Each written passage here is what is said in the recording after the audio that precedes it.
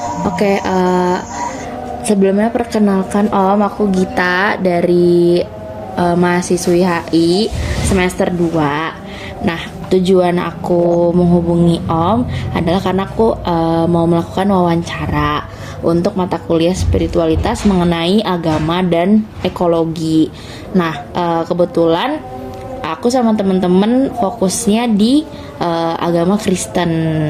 Nah, pertanyaan pertamanya, Om, apa sih yang diajarkan agama Kristen dalam menjaga dan merawat lingkungan hidup? Oke, jadi kalau orang Kristen itu hidup menurut firman Tuhan ya. Mm-mm. Jadi kita menyembah Tuhan menciptakan langit dan bumi satu-satunya. Tuhan kita juga adalah Raja Alam Semesta. Jadi dia yang berkuasa atas segala sesuatu.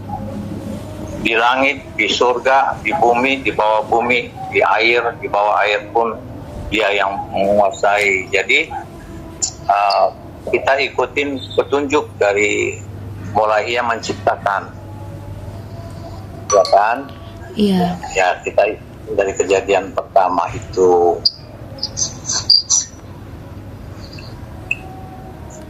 Cukup? cukup. Sekarang pertanyaan kedua, apakah merusak lingkungan itu termasuk dosa dalam pandangan Kristen dan kenapa, Om?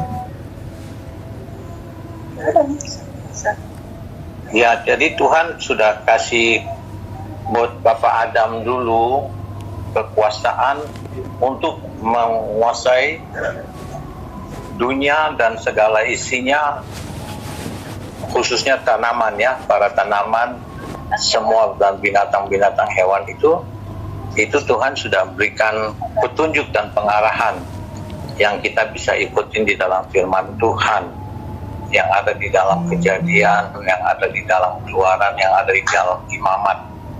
Jadi sudah pasti kalau kita melakukan pelanggaran akan hal itu adalah pelanggaran ya. Iya. Merusak atau merusak lingkungan, nah, itu sudah termasuk pelanggaran ya. Iya. Oke, pertanyaan selanjutnya nih Om, bagaimana dari agama Kristen sendiri menghadapi isu-isu perubahan iklim, terutama orang-orang yang nggak peduli nih Om sama perusahaan lingkungan, terutama kayak perusahaan-perusahaan atau industri yang seenaknya, padahal kan itu juga sebenarnya akan merugikan diri kita sendiri ya Om. Betul. Tapi itu sebenarnya kewenangan dari pemerintah ya. Jadi pemerintah tuh harus tegas soal hal-hal seperti itu. Karena itu kan ada ketetapan dan peraturan ya.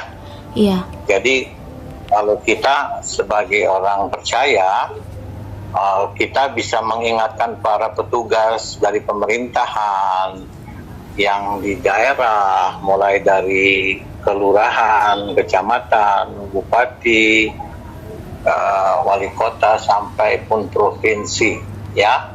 Iya. Jadi itu semua harusnya itu ada di dalam badan DPR daerah, DPR pusat. Semua mereka itu sudah punya acuan untuk menjaga dan melindungi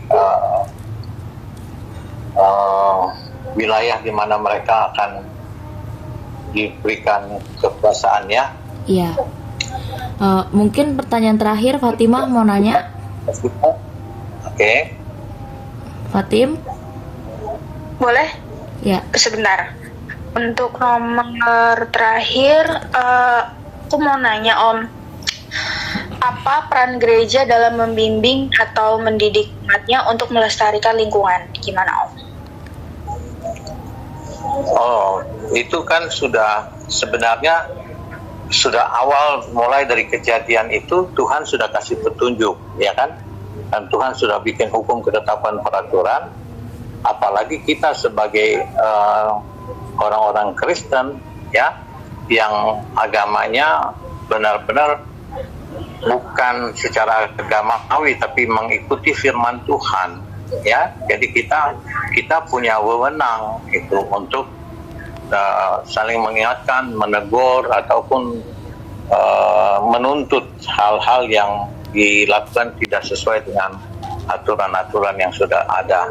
Sebab semua pemerintahan itu dia punya aturan ya, dia punya aturan di wilayah, di provinsi maupun di kepulauan ya. Iya. Oke, baik. Ya Om. Oke, terima. Ya, kita sebagai orang Kristen harus punya tanggung jawab. Waktu kita merenungkan firman, Tuhan kasih tahu apa yang harus kita kerjakan, itu yang harus kita terapkan dan kita laksanakan ya. Iya, oke Om. Lagi berikut.